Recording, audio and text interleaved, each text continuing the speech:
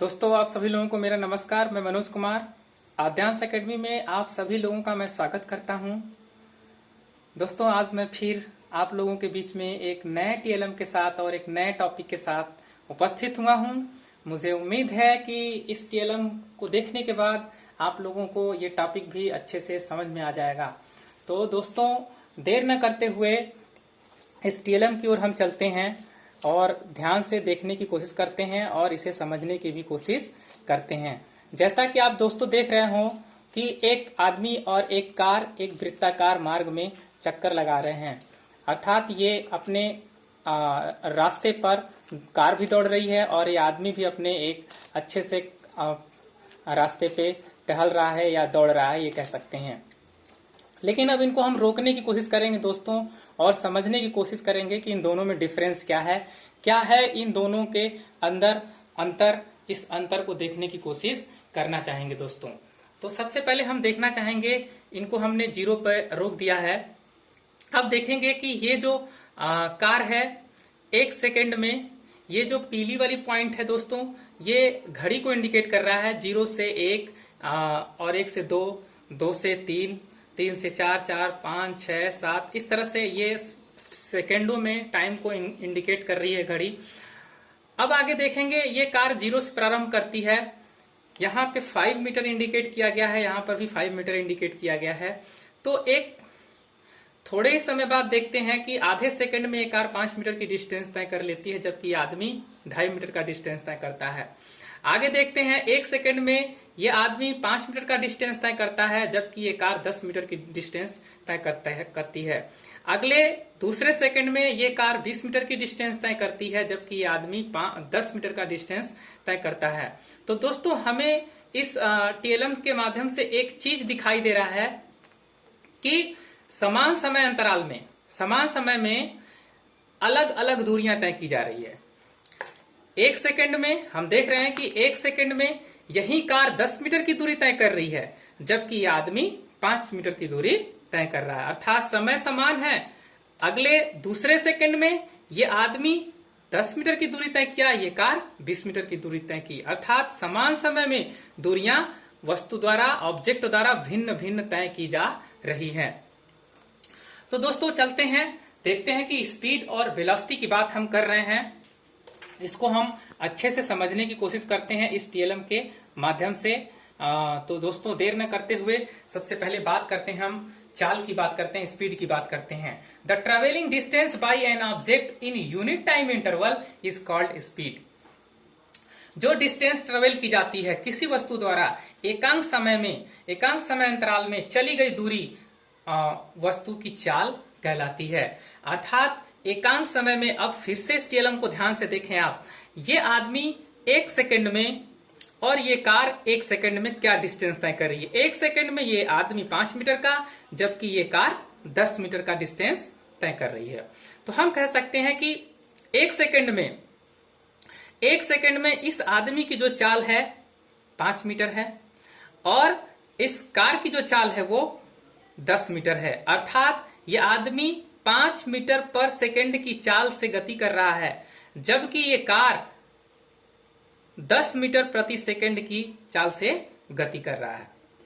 तो एकांक किसी वस्तु द्वारा, ये वस्तु है, ये ऑब्जेक्ट है, इस ऑब्जेक्ट द्वारा एकांक समय में चली गई दूरी, एकांक एक सेकंड की बात कर लेते हैं। एकांक समय का मतलब एक यूनिट टाइम, इकाई समय, छोटा से छोटा समय, तो हम छोटे से छोटे समय को यहाँ पे 1 सेकंड मानते हैं। तो 1 सेकंड में इस आदमी द्वारा चली गई दूरी को इसकी चाल कहते हैं, या 1 सेकंड में इस कार द्वारा चली गई दूरी को इसकी चाल कहते हैं। तो इसकी चाल 10 मीटर प्रति सेकंड होगी और इस आदमी की चाल 5 मीटर प्रति सेकंड होगी।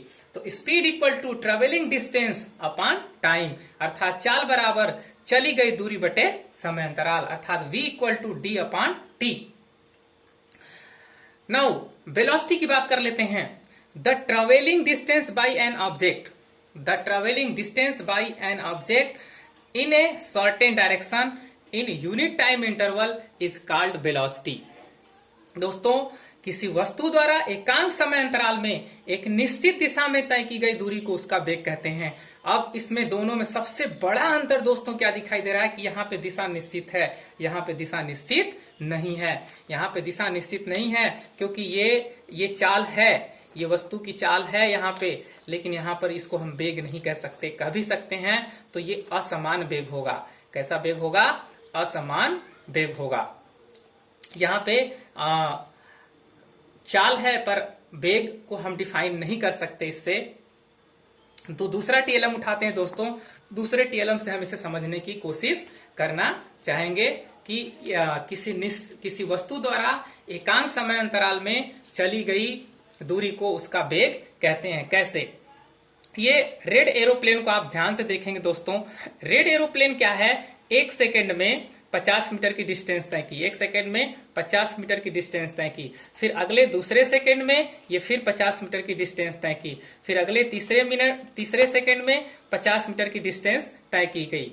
तो किसी वस्तु द्वारा एकांक समय अंतराल में ये 1 सेकेंड में 50 मीटर की डिस्टेंस तय कर रही है। तो एक यूनिट टाइम में जो भी डिस्टेंस तय की जा रही है और एक निश्चित दिशा में दोस्तों, ये जो एरोप्लेन है, ये इसको यदि हम मान ले पश्चिम और इसको मान ले पूरब, तो पश्चिम से पूरब यानी वेस्ट से ईस्ट की ओर जाने में जा रही है, ये निश्चित दिशा में जा रही है और एक इकाई समय में ये 50 मीटर की दूरी तय कर रही है, 1 सेकेंड में 50 मीटर की दूरी तय कर रही है। तो हम ये कहेंगे कि इसका जो वेग है 50 मीटर पर सेकेंड है। इसका जो वेग है 50 मीटर पर सेकेंड है। Velocity equal to travelling distance in certain direction. निश्चित दिशा, यहां दोस्तों दिशा निश्चित है, यहां दिशा निश्चित नहीं है। सबसे बड़ा चाल और वेलोसिटी में यही अंतर है कि चाल में दिशा निश्चित नहीं होता और इसमें दिशा निश्चित होता है। तो travelling distance in certain direction upon time interval. Vector v equal to s upon t। Here s is equal to displacement, विस्थापन है, क्योंकि विस्थापन भी एक निश्चित दिशा में ही होता है। वेग इक्वल टू निश्चित दिशा में चली गई दूरी बटे समय अंतराल। Now it is a scalar quantity. यह एक स्केलर क्वांटिटी है, अर्थात यह एक अदिश राशि है। अ माने अनुपस्थित, दिश माने दिशा। ऐसी राशि जिसमें दिशा अनुपस्थित हो, प्रेजेंट न हो, उसे हम कहेंगे स्केलर क्वांटिटी या अदिश राशि। तो हम इसमें देखे थे दोस्तों कि इसमें दिशा निश्चित नहीं है, इसमें दिशा अनुपस्थित है, क्योंकि ये आप देख रहे हैं कि इसमें कोई दिशा निश्चित नहीं है। ये कार की जो गति है ये लगातार किसी निश्चित दिशा में नहीं बल्कि अनिश्चित दिशाओं में घूम रही है। पूर्व, पश्चिम, उत्तर, दक्षिण सभी दिशाओं में ये मूवमेंट कर रही है। जबकि इसमें जो एरोप्लेन की दिशा है, इसमें एरोप्लेन की दिशा क्या है? निश्चित है। इसलिए ये जो है वेग है, it is a vector quantity. यह एक सदिश राशि है। स माने सहित, दिश माने दिशा, जिसमें ऐसी राशि जिसमें दिशा उपस्थित हो वो सदिश राशि कहलाती है। इट कैन बी निगेटिव और जीरो। यह ऋणात्मक हो सकता है और इट कैन नीवर बी निगेटिव। यह कभी निगेटिव नहीं हो सकता है और न ही कभी जीरो हो सकता है। क्या? चाल, स्पीड जो है कभी भी न निगेटिव हो सकता है न जीरो हो सकता है। It can be negative, zero और पॉजिटिव। ये सब कुछ हो सकता है, निगेटिव भी हो सकता है, जीरो भी हो सकता है और पॉजिटिव भी हो सकता है। कैसे दोस्तों? ये हम पहले ही डिस्प्लेसमेंट में आपको बता चुके हैं कि कैसे निगेटिव होगा, कैसे जीरो होगा और कैसे पॉजिटिव होगा। नाउ एवरेज स्पीड की बात कर लेते हैं। Average speed equal to total distance travel by time. तो अब ये दोस्तों एवरेज स्पीड निकालने के लिए क्या करते हैं हम, कि जैसे आप देखते हैं कि यहां से शुरू कर की कार मूवमेंट करने के लिए तो 1 सेकेंड में 10 मीटर की डिस्टेंस तय की, अगले दूसरे सेकेंड में 20 मीटर की डिस्टेंस तय की, फिर अगले तीसरे सेकेंड में 30 मीटर की डिस्टेंस तय की। तो कुल ट्रेवलिंग डिस्टेंस कितना हुआ? 30 मीटर। अगले तीसरे सेकंड में 30 मीटर की डिस्टेंस तय की, तो कुल ट्रेवलिंग डिस्टेंस कितना हुआ? 30 मीटर। कुल समय कितना हुआ? 3 सेकेंड। तो 30 बटे 30/3 हो जाएगा। तो हमको क्या निकल जाएगा? एवरेज जो स्पीड है वो निकल करके चली आएगी। औसत चाल बराबर तय की गई कुल दूरी बटे कुल समय अवधि या कुल समय। Now here it can be average velocity की बात करते हैं, total displacement upon time, total displacement upon time. तो इसमें टोटल डिस्प्लेसमेंट क्या होगा ये हम देखने की कोशिश करते हैं, क्योंकि यहां पर दिशा निश्चित है। तो ध्यान से देखें दोस्तों, इसको टोटल डिस्प्लेसमेंट कितना हो रहा है।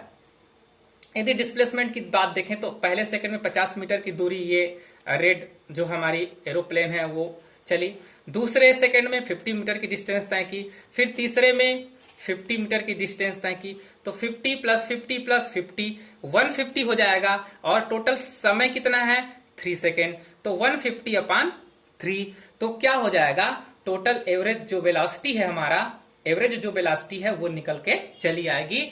यहां से हम एवरेज वेलोसिटी निकालेंगे, लेकिन इस टीएलएम के माध्यम से हम एवरेज वेलोसिटी नहीं निकाल पाएंगे, क्योंकि इसमें क्योंकि इसका जो मूवमेंट है इसकी दिशा निश्चित है, इसमें इस एरोप्लेन की दिशा निश्चित है, जबकि उसमें कार की दिशा निश्चित नहीं थी।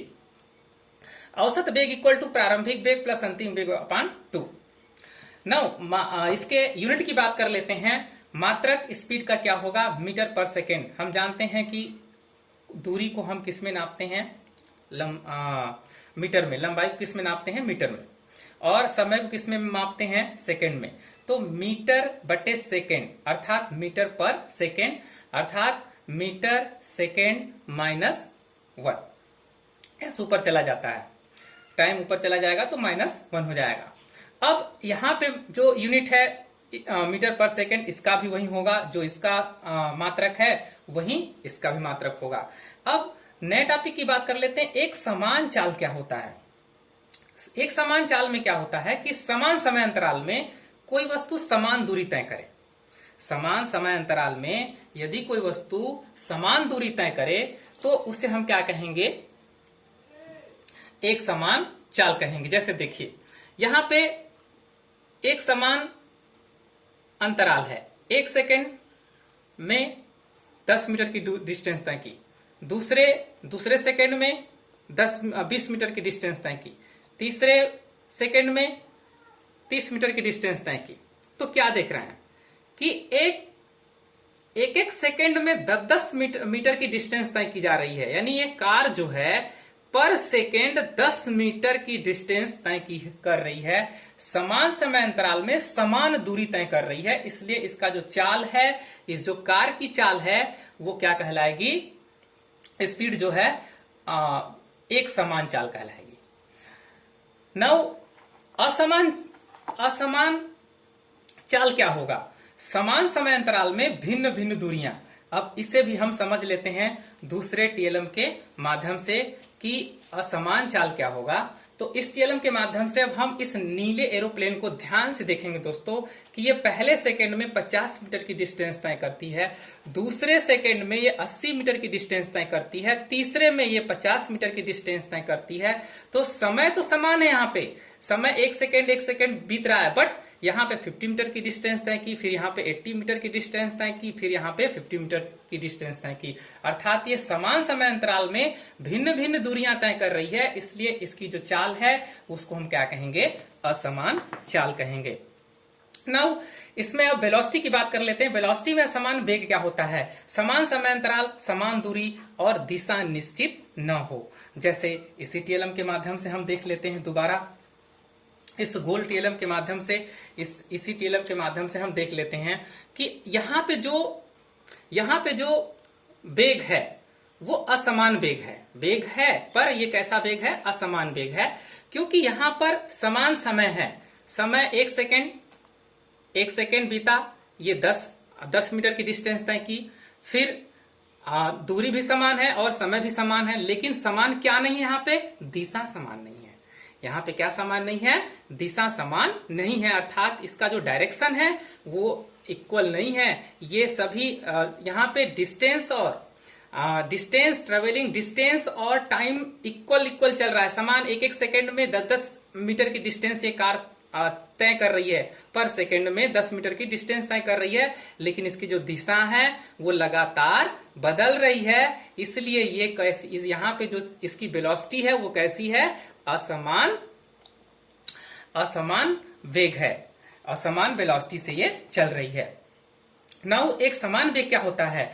समान समय रहेगा, समान दूरी और निश्चित दिशा। सब कुछ इसमें क्या होगा दोस्तों? समान होगा। तब इसे क्या कहेंगे? असमान वेग कहेंगे। एक समान वेग कहेंगे। जैसे इस एरोप्लेन को देखेंगे तो यहां पर 1 सेकेंड में 50 मीटर, दिशा भी निश्चित है, ये पूरब से पश्चिम से पूरब की ओर जा रही है, तो 1 सेकेंड में 50 मीटर, दूसरे सेकेंड में 50 मीटर, तीसरे सेकेंड में 50 मीटर। तो हम क्या देख रहे हैं यहाँ पे कि पर सेकेंड में एक निश्चित दूरी तय कर रही, 1 सेकेंड में 50 मीटर, फिर अगले दूसरे सेकेंड में 50 मीटर, फिर अगले तीसरे सेकेंड में 50 मीटर। तो दिशा भी समान है और समय भी यहाँ पे समान है और दूरी भी यहाँ पर समान है। यानी एक निश्चित समय में समान दूरी और एक निश्चित दिशा में तय कर रही है। समान समय अंतराल में समान दूरी और निश्चित दिशा में है, तय कर रही है। इसलिए इसका जो वेग है वो क्या कहलाएगा? एक समान वेग कहलाएगा। अर्थात हम कह सकते हैं कि एक समान वेग में ये तीनों चीज समान होंगे, जबकि एक समान चाल में दो चीज समान होंगे। क्या? समान समय अंतराल और समान दूरी होंगे, जबकि इसमें तीनों चीज निश्चित होंगे, तीनों चीज समान होंगे। दिशा भी निश्चित होगी और समान समय भी होगा और समान दूरी भी होगी। तो थैंक यू दोस्तों। मुझे उम्मीद है कि इस छोटे से टीएलएम के माध्यम से आप सभी लोगों को ये मेरा टॉपिक जो है ये अच्छे समझ में आ गया होगा। दोस्तों ये वीडियो अच्छा लगे तो आप इसे लाइक करें, सब्सक्राइब करें और शेयर भी करें, ताकि दूसरों को भी इसका लाभ मिल सके। ऐसे ही नेक्स्ट वीडियो में आपको अब ग्राफ के बारे में बताया जाएगा। थैंक यू दोस्तों, वेरी वेरी थैंक यू।